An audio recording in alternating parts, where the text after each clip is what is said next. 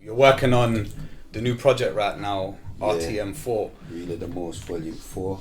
But throwing things back, how did you kind of first build up the RTM brand and kind of become Young Spray? For people that might not know, how do you put that work in? Alright, well basically it came, obviously I started with No Star. That was like, we're going back to like 03 or something like that. Then after, when we kind of made our separate paths, I had to make a decision whether I'm going to carry on doing music or call it off. I didn't have anything else that I was interested in doing, so I thought, you know what, let me just carry on doing music. And that's when I done the first mixtape. That was in 2007. That was Really the Most Volume 1 Classic. Obviously that was the name I gave to the mixtape. Really the Most Volume 1. So that's where the RTM comes from, because obviously that's just acronym of Really the Most, RTM. So that's where RTM basically come from. It's like a couple years down the line I realised, right, I need something to brand my thing in it. And where RTM Volume 1 and Volume 2 done well, I just thought that's it, innit? Really the most. That's the motto, innit? Yeah, and that's man's thing anyway, to keep it really the most. So yeah. Okay, naturally. so then them times there, you mentioned RTM 1 came 07. That's 11 years ago. So Yeah. 11 years ago, the music game was a lot different to how it is now. So YouTube was far less advanced and there wasn't really any streaming platforms around. So how did you build that? It was that buzz up then? a lot to do with Channel U, Channel AK. Basically, it was more about having a buzz on the streets. Back then, we like, obviously we had a buzz on the streets with North Star, and I obviously I just carried that on, innit?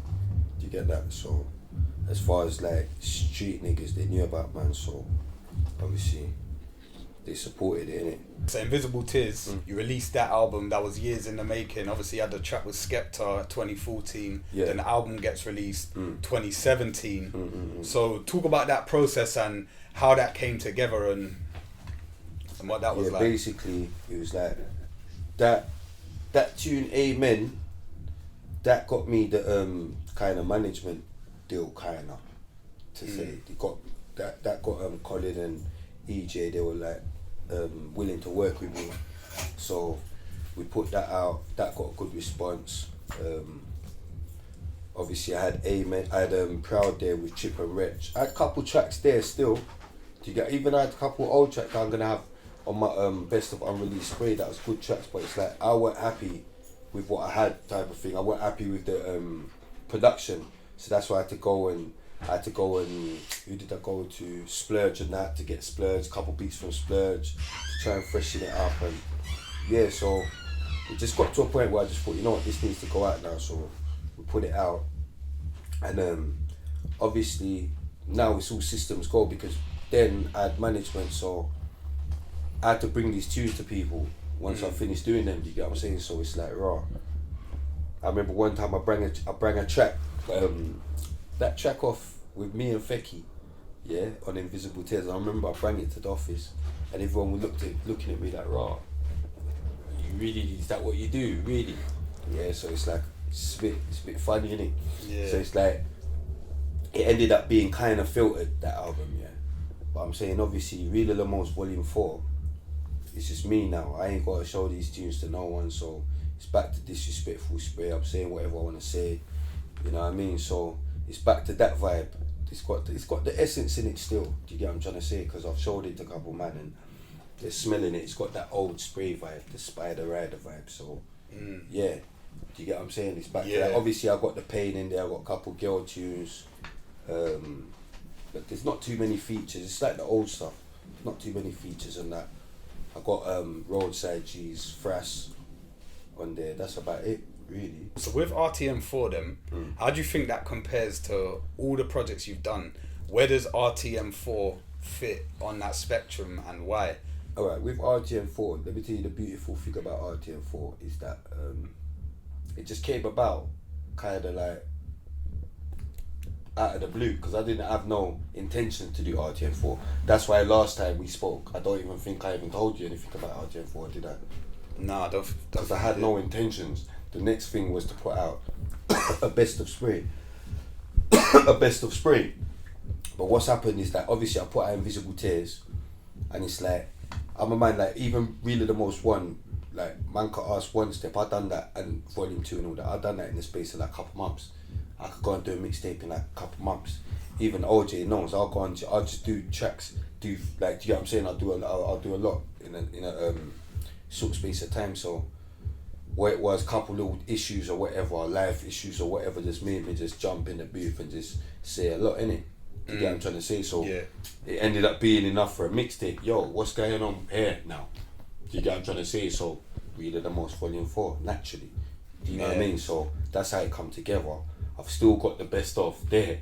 Do you get what I'm trying to say? But it's like, as well, because I thought I had such a long gap, I thought, right, so I've given them Invisible Tears. I'm thinking, nah, man, give them some more new stuff, man. Do you get what I'm saying? It was quite a long gap. Do you get what I'm saying? Yeah, but do you know what I mean? Give them some new stuff instead of giving them some, you know what I mean? Some old stuff or whatever, yeah? Some old, but even though it'd be unreleased, but the beats will be old. Do you get what I'm saying? Let me just, so now I'm just working, man, and I'm enjoying it more as well, because I'm actually just, you know what I mean? It's fun. I'm finding it fun again. Yeah. Do you get what I'm saying? I'm finding it fun. Before I weren't finding it as fun no more. It's more like a job. But now it's fun again for me. Okay, so you mentioned there was a couple gaps in that. Obviously, one reason for some of them gaps was going to jail. So when you go to jail, obviously you go to jail as one person, but you come out and you got a different like standing in the music game now. Yeah. So what's that like as an artist, having to rebuild that buzz when you go to jail? Like, what goes into that? I imagine that some artists go jail, they come out and they just pack it in because they can't be bothered to go do all of that stuff again, or it's not in their interest anymore. So how do you actually rebuild your buzz once it kind of, you lose it a bit because of jail? To be fair, I'm kind of used to it, so it's like, I just get on with it. I just make music and put it out. And you have to understand, with me, bruv, yeah, like, man came so far, like, man's like, from the start of this rude boy thing or whatever, rude boy rap or whatever, gangster, whatever, road rap, whatever you want to call it, yeah. Man came from the start of that era, do you understand? So that's one thing I know, innit? Like, I know myself, innit? Do you get what I'm saying? So I know as long as I just do music and concentrate on doing music, do you get what I'm saying? I've got my people that's been with me from the start, do you get what I'm saying, that support me. I've got my loyal supporters anyway. So as long as I'm feeding them at least, you know what I mean? That's my main concern, innit? Because I've actually got people that support my movement. So, do you know what I mean? That's my main concern. If anybody else wants to jump on the movement and support, I welcome them. But you get what I'm saying? But my main concern is like, if you got cats in it, you got to make sure you're feeding your cats. Before you look for next cats and trying to get next cats, you got to make sure you're feeding. You get what I'm saying? It's just the same. You get what I'm saying? Everything's the same. You know what I mean? You got to keep them happy, innit? And that's what I wasn't doing. And that's why my cats kept going other places for food. You get that? Because I stopped giving them the food. You understand? So now, man's supplying the food again, so I'm getting my cats back. Yeah. You get what I'm saying? Okay. That's analogy there to hammer that home. Come on, man. A lot of people will just leave jail. They might even leave jail with the best intentions to try and change their life. Of course. But they can't, because, for example, someone I know left jail, he comes out, he said he's going to get a job in a gym, but that job was relying on someone bringing him in. And then when the bringing fell through, he didn't have a job there, so he didn't really have many options to go and pursue. So how important is it that these kind of things and mechanisms exist for people in jail to then try and build their life once their sentence is done? Do you know, that's obviously, that's very important, yeah. But like I say, like, even with everyone when they come out of jail, it's always your own fault. Do you get what I'm trying to say? Everything's your own fault. Like, you know what I mean? Like, for instance, obviously, I'll give them the opportunity. My intentions with RTM Records, obviously, I work closely with these guys, yeah. And I've even had someone message me like, yeah, like, you know, when I come out, can we work or whatever? So I'm like, yeah, of course. Do you get what I'm trying to say? I'm like, but remember, I'm not one of these guys, innit? These government people. I care about these guys. Do you get what I'm trying to say to you? So, like, but it will be hard to find a lot of sprays, if I'll be honest. They don't give a shit. Do you get what I'm trying to say? Like that. Do you get what I'm saying? So, what they need to be concentrating on is like just finding out what these guys are good at and putting them on courses or whatever upon releases, whether it be bricklaying, mechanic, whatever. Do you get what I'm trying to say? Try and get them into trades. Really, it's up to you whether you want to stay focused or not, man. But I'm just past that point of blaming other people, bro, for shit. If I be honest, do you get what I'm saying? Yeah. Yeah, I hear You that. know what I mean? Alright, cool. So looking forward then, what's the plan for RTM Records? Moving what is like? Explain RTM Records a bit. Is it like a label, a movement? What does that involve? RTM Records, basically like Invisible Tears was put out on RTM Records. Do you get what I'm trying to say? Yeah. Released in HMV, all these things, but underneath RTM Records. So basically, I'm the first artist released off that record label.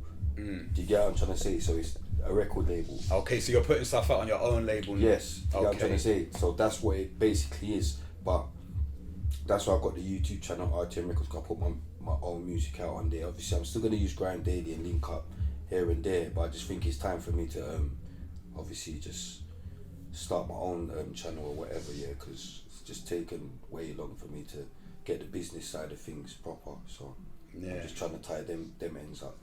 Let the people know when RTM 4's coming out. What you got coming that's on the horizon? Alright, RTM 4 is out May the 25th. Yeah, that'll be on all digital platforms.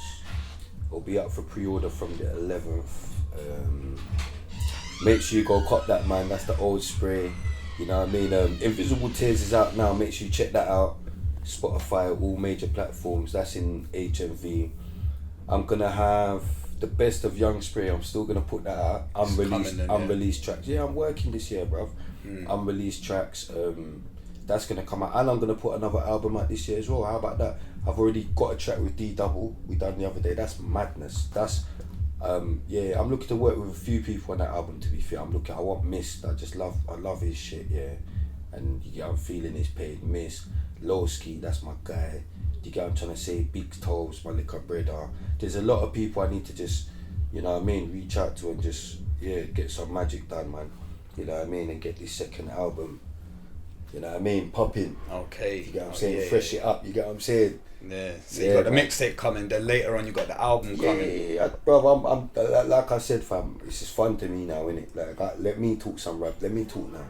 You know what I mean? I'll just start talking now, because I see everyone likes to talk. I'm hearing it all, so I might as well just start. Spray's turn now. Yeah, why not? You know what I mean? Why not? Look out for RTM Volume 4, May the 25th. Done now. Yeah, man, stay locked.